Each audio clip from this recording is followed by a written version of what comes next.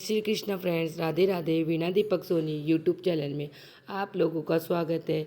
आज मैं आप लोगों को इस वीडियो के माध्यम से वट सावित्री व्रत की सरल पूजा विधि बताऊंगी। सर्वप्रथम तो आप सभी को वट सावित्री व्रत की शुभकामनाएं। वट सावित्री व्रत करवा चौथ व्रत की तरह ही होता है।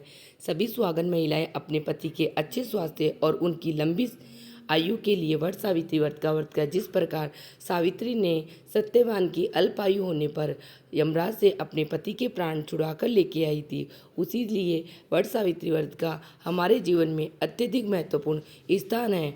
तो उसी की मैं आप लोगों को सरल पूजा विधि बताऊंगी। साथ ही आप लोगों को मेरी पूजा विधि और मेरी वीडियो कैसे लगती है मुझे कमेंट बॉक्स में हर हर महादेव या जय श्री कृष्णा लिखकर ज़रूर बताना। वीडियो पसंद आए तो वीडियो को लाइक और चैनल को सब्सक्राइब करना तो बिल्कुल न मत भूलना, जिससे आने वाली वीडियो का नोटिफिकेशन आप लोगों को मिल सके। मैं आप लोगों को वट सावित्री व्रत की सरल पूजा विधि बताती हूँ। तो अगर सावित्री व्रत के अंदर हम बरगद के पेड़ की पूजा करते हैं, बरगद का पेड़ भी बहुत उम्र में होना चाहिए, ऐसे नहीं साल भर पुराना। जितना पुराना बरगद का पेड़ होगा उतना ही हमारे लिए अच्छा होगा। अगर आपको बरगद का पेड़ ना मिले तो आप घर पे भी वट सावित्री व्रत की पूजा विधि कर सकते हैं। तो आपको मैं घर पे सरल तरीके से वट सावित्री व्रत की पूजा विधि बताती हूँ। तो सर्वप्रथम आप या कोई पाटा ले लो या कोई चौकी ले लो। चौकी के ऊपर आप स्वस्तिक बना के सर्वप्रथम आप लोग गणेश जी भगवान को, गौरी गणेश को विराजमान कर लो, क्योंकि किसी भी पूजा में सर्वप्रथम हम गौरी गणेश को विराजमान करते हैं। तो गौरी गणेश जी को विराजमान कर ले। उसके बाद आप बरगद के पेड़ की टहनी मंगवा ले, लेकिन बरगद के पेड़ की टहनी आप एक दिन पहले ही मंगवाए, क्योंकि उस दिन वट सावित्री के व्रत की पूजा विधि के दिन वट वृक्ष की पूजा की जाती है। तो उस दिन हमें बरगद के पेड़ की टहनी नहीं तोड़नी चाहिए। तो आप बरगद की टहनी पहले दिन ही तोड़ के रख लेना और उसे पानी के कलश में विराजमान कर लेना। उसके बाद में कहानी सुनने के लिए आप गेहूँ और गुड़ भी ले लेना, क्योंकि कथा कहानी के अंदर गुड़ और गेहूँ जरूर लेते हैं। उसके बाद में मैं आपको वट सावित्री व्रत की पूजा सामग्री भी बताती हूँ। सर रक्षा सूत्र, कच्चा सूत, बरगद का फल, बांस का बना पंखा, कुमकुम, सिंदूर, फल फूल, रोली, चंदन, अक्षत, दीपक, गंध, इत्र, धूप, सुहाग की सभी सामग्रियाँ, 1.25 मीटर कपड़ा, पताशे, पान सुपारी, वट सावित्री व्रत की कथा की पुस्तक, पानी से भरा कलश, नारियल, मिठाई, मखाना, घर पर बना हुआ प्रसाद, भीगा हुआ चना, मूंगफली, पूरी, गुड़ आदि। इसी के साथ अगर वट वृक्ष आपके घर के पास नहीं है तो उसकी एक डाली आप पहले दिन ही मंगवा कर रख लेना और उसे कलश में विराजमान कर लेना। अब मैं आप लोगों को वट सावित्री व्रत की पूजा विधि बताती हूँ। अगर आपके घर के आसपास कोई पुराना बरगद का पेड़ है तो हमें पुराने बरगद के पेड़ की पूजा करने से वट सावित्री व्रत का फल अत्यधिक मिलता है। वह नहीं है तो आप घर पे भी वट सावित्री व्रत की पूजा कर सकते हैं।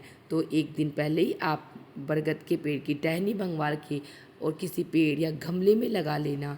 और लेकिन उस दिन वट वृक्ष की टहनी नहीं छोड़नी चाहिए। उसी के साथ आप सुबह प्रातःकाल जल्दी उठकर स्नान करके शुद्ध स्नान, आप नई या कोई भी कलर की साड़ी पहन सकती है, लेकिन आप लाल, हरी, गुलाबी, इस प्रकार साड़ी, नीली, काली, वट सावित्री व्रत के अंदर हमें नीले काले कपड़े नहीं धारण करने चाहिए। उसके बाद में आप लोग दिन ही और मेहंदी लगा लेना पैरों में, हाथों में, या महावर लगाते हो तो आप लोग महावर भी लगा सकते हो। उसके बाद में आप 16 श्रृंगार करके ही वट सावित्री व्रत की पूजा विधि प्रारंभ करें। आपको वट सावित्री व्रत की सरल पूजा विधि बता रही हूँ, जिसमें आपको घर के बाहर अगर बरगद का पेड़ न मिले तो आप घर पर किस प्रकार वट सावित्री व्रत की पूजा विधि सरल तरीके से कर सकती है। तो आप सर्वप्रथम पाटा या चौकी ले लें। उसके ऊपर आपने जो पहले दिन बरगद के पेड़ की टहनी मंगवाई थी कलश के अंदर, वह विराजमान कर ले। उसके बाद में आप गौरी गणेश को विराजमान करें, क्योंकि किसी भी पूजा के अंदर सर्वप्रथम गौरी गणेश को विराजमान किया जाता है। तो आप स्वस्तिक बनाकर गौरी गणेश को विराजमान कर ले। उसके बाद में आप एक पानी का कलश ले। पानी के कलश में आप स्वस्तिक बना दे और छाबड़ी बनाकर 11-21 जो भी आपकी श्रद्धा हो उतनी टिक्कियाँ कलश में लगाकर कलश भी विराजमान कर ले। उसके बाद में आपने कच्चे धागे और मोली से जो आपने धागा बनाया था, उसके बाद में आपने जो वट वृक्ष लिया उसकी 7 बार परिक्रमा करके आप धागा अर्पित करें। पहले सबसे पहले हम गौरी गणेश की पूजा करेंगे, तो भगवान को सबसे पहले पानी से स्नान करवाएंगे, शुद्ध गंगा जल। उसके बाद में भगवान को वस्त्र रूपी जनेऊ या कलावा अर्पित करेंगे। उसके बाद भगवान का तिलक करेंगे और भगवान को भोग अर्पित करेंगे। अब हम बरगद के पेड़ यानी वट वृक्ष की वट सावित्री व्रत के अंदर बरगद के पेड़ की पूजा करेंगे। तो हमने मूली और कच्चे धागे से जो सूत धागा तैयार किया उसे वट वृक्ष पे बांधेंगे, क्योंकि हम बाहर नहीं जा रहे, तो घर पे ही हमने बरगद के पेड़ का निर्माण किया। तो उसी को हम 7 बार या 108 बार परिक्रमा करके उस धागे को उसको लपेटेंगे। उसके बाद में जो हमने 7 रूपी कलावा अर्पित करेंगे और उस धागे को तोड़ना नहीं है, उसे 7 परिक्रमा करते हुए वट वृक्ष के बांधना है। उसके बाद में आप उसको कलावा रूपी वस्त्र अर्पित करना और जो भी आपने श्रृंगार का 16 श्रृंगार का अब कपड़े वस्त्र मंगवाए वह सभी वट वृक्ष को अर्पित करें और हमारी कहानी के पास में रख दें। उसके बाद में हम लोग वट वृक्ष का एक पत्ता लेकर उसके गहने बनाएंगे। जो हमने कलावा और जनेऊ का धागा तैयार किया उससे हम श्रृंगार के सावित्री व्रत में वट के वृक्षों के गहनों का अत्यधिक महत्व है। जो हम गहने बनाएंगे, मांग टीका बनाएंगे, कानों के कुंडल बनाएंगे, हाथों की चूड़ियाँ, इस प्रकार 11-21 जितने भी आपको गहने पहनने उस हिसाब से आप 11-21 गहने बना सकते हैं। उसके बाद में आप पाटे पे वह गहने भी कहानी के अंदर रख लेना। उसके बाद में हम उस सावित्री व्रत की कथा कहानी सुनेंगे, क्योंकि भगवान को हमने 16 श्रृंगार की सब चीज़ें अर्पित करने के बाद में अब हम वट सावित्री व्रत की कथा कहानी तो हमारे हाथ में हम 11-21 जितने भी दाने हैं गेहूं के ले लेंगे और उसके बाद में हम वट सावित्री व्रत की कथा कहानी सुनेंगे। तो मैं आप लोगों को वट सावित्री व्रत की कथा कहानी भी सुनाती हूँ। भरत देश के एक राजा थे जिनका नाम अश्वपति था। भद्र देश के राजा अश्वपति के कोई संतान नहीं थी। उन्होंने संतान की प्राप्ति के लिए मंत्रोच्चारण के साथ प्रतिदिन 1 लाख आहुतियाँ दी। 18 वर्षों तक यह क्रम इस प्रकार ही चलता रहा। इसके बाद सावित्री देवी ने प्रकट होकर वर दिया कि राजन, तुझे एक तेजस्वी कन्या पैदा होगी। सावित्री देवी की कृपा से जन्म लेने के कारण से कन्या का नाम सावित्री ही रखा गया। कन्या बड़ी होकर बेहद ही रूपवान सुंदर बनी। योग्य वर न मिलने की वजह से सावित्री के पिता बहुत ही दुखी थे। उन्होंने कन्या को स्वयं वर तलाशने के लिए भेज दिया। सावित्री तपोवन में भटकने लगी। वहाँ साल्व देश के राजा धूमसेन रहते थे। क्योंकि उनका राज्य किसी ने छीन लिया था, उनके पुत्र सत्यवान को देखकर सावित्री ने पति के रूप में उनका वरण कर लिया। ऋषि राज नारद को जब यह बात पता चली तो वे राजा अश्वपति के पास पहुँचे और कहा, हे राजन, यह क्या कर रहे हो आप? सत्यवान गुणवान धर्मात्मा और बलवान भी है, पर उसकी आयु बहुत ही छोटी है। वह अल्पायु है। 1 वर्ष के बाद ही उसकी मृत्यु हो जाएगी। ऋषि राज नारद की बात सुनकर राजा अश्वपति घोर चिंता में डूब गए और सावित्री ने उनसे कारण पूछा तो राजा ने कहा, हे पुत्री, तुमने जिस राजकुमार को अपने वर के रूप में चुना है वह अल्पायु है। तुम्हें किसी और को अपना जीवन साथी बनाना चाहिए। इस पर सावित्री ने कहा, पिताजी, आर्य कन्याएं अपने पति का एक बार भी वरण करती है।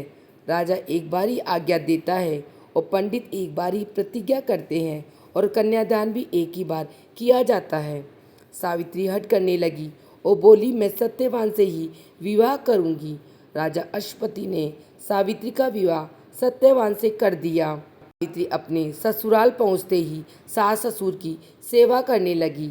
समय बीतता चला गया। नारद मुनि ने सावित्री को पहले ही सत्यवान की मृत्यु के दिन के बारे में बता दिया था। वह दिन जैसे जैसे पास में आने लगा, सावित्री अधीर होने लगी। उन्होंने 3 दिन पहले से ही उपवास शुरू कर दिया और नारद मुनि द्वारा कथित निश्चित तिथि पर पितरों का पूजन किया। हर दिन की तरह सत्यवान उस दिन भी लकड़ी काटने जंगल को चले गए। साथ में सावित्री भी गई। जंगल में पहुंचकर सत्यवान लकड़ी काटने के लिए एक पेड़ पर चढ़ गए। तभी उसके सिर में तेज दर्द होने लगा। दर्द से व्याकुल सत्यवान पेड़ से नीचे उतर गए। सावित्री अपना भविष्य समझ गई। सत्यवान के सिर को गोद में रखकर सावित्री सत्यवान का सिर सहलाने लगी। तभी वहाँ यमराज आते हैं। यमराज अपने साथ सत्यवान को ले जाने लगे। सावित्री भी उनके पीछे पीछे चल पड़ी। यमराज ने सावित्री को समझाने की बहुत कोशिश की कि यह विधि का विधान है, लेकिन सावित्री नहीं मानी। सावित्री की निष्ठा और पतिपरायणता को देखकर यमराज ने सावित्री से कहा, हे देवी, तुम धन्य, तुम मुझसे कोई भी वरदान मांग सकती हो। सावित्री ने कहा, मेरे सास ससुर वनवासी और अंधे हैं, उन्हें आप दिव्य ज्योति प्रदान करें। यमराज ने कहा, ऐसा ही होगा, जाओ, अब लौट जाओ। लेकिन सावित्री अपने पति सत्यवान के पीछे पीछे चलती रही। यमराज ने कहा, देवी, तुम वापस जाओ। सावित्री ने कहा, भगवान, मुझे अपने पति देव के पीछे पीछे चलने में कोई परेशानी नहीं है। पति के पीछे चलना मेरा कर्तव्य है। यह सुनकर उन्होंने फिर से उसे एक और वरदान मांगने के लिए कहा। तब सावित्री बोली, हमारे ससुर का राज्य छिन गया है, उसे आप वापस पुनः लौटा दीजिए। यमराज ने सावित्री को यह वरदान भी दे दिया और कहा, तुम अब घर लौट जाओ। लेकिन सावित्री फिर भी पीछे पीछे चलती रही। यमराज ने सावित्री का तीसरा वरदान मांगने को कहा। इस पर सावित्री ने 100 संतानों और सौभाग्य का वरदान मांगा। यमराज इसका वरदान भी सावित्री को दे दिया। तब सावित्री ने यमराज से कहा, हे प्रभु, मैं एक प्रतिव्रता पत्नी हूँ और आपने मुझे पुत्रवती होने का आशीर्वाद दिया है। यह सुनकर यमराज को सत्यवान के प्राण छोड़ने पड़े। यमराज अंतर्ध्यान हो गए। सावित्री उसी वटवृक्ष के पास आ गई और जहाँ उसके पति का मृत शरीर पड़ा था। सत्यवान जीवित हो गए और दोनों खुशी खुशी अपने राज्य की ओर चल पड़े। दोनों जब घर पहुँचे तो देखा कि माता पिता दिव्य ज्योति प्राप्त गई। इस प्रकार सावित्री सत्यवान चिरकाल तक राज्य सुख भोगते के बाद में वट सावित्री व्रत की कथा कहानी संपन्न हुई। और भगवान से प्रार्थना करेंगे, भगवान, कहानी अधूरी है तो उसको पूरी करना, पूरी को प्रमाण करना। उसके बाद में हम गणेश जी भगवान की कथा कहानी भी सुनेंगे। एक बुढ़िया माई थी, मिट्टी के गणेश जी की पूजा करती थी। रोज बनाए रोज गल जाए। एक सेठ का मकान बन रहा था। वो बोली, पत्थर का गणेश जी बना दो। मिस्त्री बोले, जितने हम तेरा पत्थर का गणेश जी गढ़ेंगे उतने में अपनी दीवार चिन देंगे। बुढ़िया मोई, राम करे तुम्हारी दीवार टेढ़ी हो जाए। अब उनकी दीवार टेढ़ी हो गई। वो चीने और दबे, इस चीने और ढा इस तरह करते करते शाम हो गई। शाम को सेठ जी आए। उसने कहा, आज कुछ भी नहीं किया। वो कहने लगी, एक बुढ़िया माई आई थी, वो कह रही थी मेरा पत्थर का गणेश जी बना दो। हमने नहीं बनाया तो उसने कहा तुम्हारी दीवार टेढ़ी हो जाए। तब से हम दीवार सीधी बनाते हैं और वो टेढ़ी हो जाती है। सेठ ने बुढ़िया माई को बुलाया। सेठ ने कहा, हम तेरा सोने का गणेश जी बना देंगे, हमारी दीवार सीधी हो जाए। सेठ ने बुढ़िया को सोने का गणेश जी बना कर दिया। सेठ की दीवार सीधी हो गई।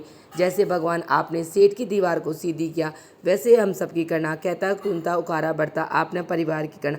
कहानी अधूरी है तो उसको पूरी करना और पूरी को प्रमाण करना।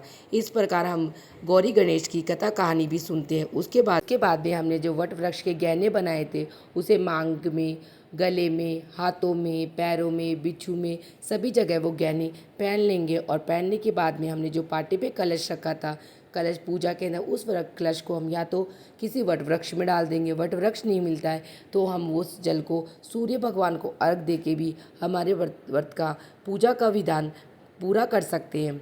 उस सूर्य भगवान को जल अर्पित करने के बाद में हम 2 परिक्रमा लगा लेंगे। 2 परिक्रमा लगाने के बाद में हम हमारे घर के बड़ों बुजुर्गों सभी से आशीर्वाद लेंगे। जिस प्रकार सावित्री को अखंड सौभाग्यवती रहने का आशीर्वाद मिला, उसी प्रकार हमें भी अखंड सौभाग्यवती रहने का आशीर्वाद मिले। इसी के साथ मेरी वट सावित्री व्रत की पूजा विधि संपन्न हुई। आप सबको मेरी पूजा विधि कैसी लगी मुझे कमेंट बॉक्स में कमेंट करके ज़रूर बताना। उसके बाद में हमें वट सावित्री व्रत में कुछ बातों का भी ध्यान अवश्य रखना चाहिए, वह सभी मैं आप लोगों को बताती हूँ। इस दिन महिलाएं निर्जला व्रत रखती है, इसलिए अपनी सेहत का भी ध्यान रखें। व्रत के दौरान सकारात्मकता रहे और भगवान का ध्यान अवश्य करें। किसी के साथ भी गलत व्यवहार नहीं करना चाहिए। घर के बड़ों का हमें आशीर्वाद अवश्य लेना चाहिए। वट सावित्री व्रत के दिन महिलाओं को 16 श्रृंगार अवश्य करना चाहिए और हमें लाल वस्त्र जहाँ तक हो सके धारण करने चाहिए। काले नीले कपड़ों से बचना चाहिए। इस दिन महिलाएं तामसिक भोजन बिल्कुल भी ना करें, पति के साथ विवाद भी ना करें और उनसे भी आशीर्वाद प्राप्त करें। इसी के साथ व्रत का समापन किस प्रकार करते हैं, तो व्रत का समापन अगले दिन सूर्योदय के बाद करें। व्रत का समापन करते समय अपने पति का आशीर्वाद लें और उन्हें प्रसाद खिलाएं। कई लोग वट सावित्री व्रत के अंदर व्रत भी रखते हैं और कई लोग कथा कहानी सुनने के बाद में खाना खा लेते हैं। तो आप लोग व्रत करो तो प्रायण दूसरे दिन होता है और आप व्रत ना करो तो भी आप लोग तामसिक भोजन का बिल्कुल भी सहन मत करना। इसी के साथ मेरी वट सावित्री व्रत की पूजा विधि और जानकारियाँ समाप्त होती है। आप सबको मेरी पूजा विधि और जानकारियाँ कैसी लगी मुझे कमेंट बॉक्स में जय श्री कृष्ण या हर हर महादेव लिख के ज़रूर बताना। वीडियो पसंद आएगी तो वीडियो को लाइक करना और चैनल को सब्सक्राइब करना, जिससे आने वाली वीडियो का नोटिफिकेशन आप लोगों को प्राप्त हो सके। वीडियो देखने के लिए आप सभी का धन्यवाद। हर हर महादेव। मिलते हैं नेक्स्ट वीडियो में।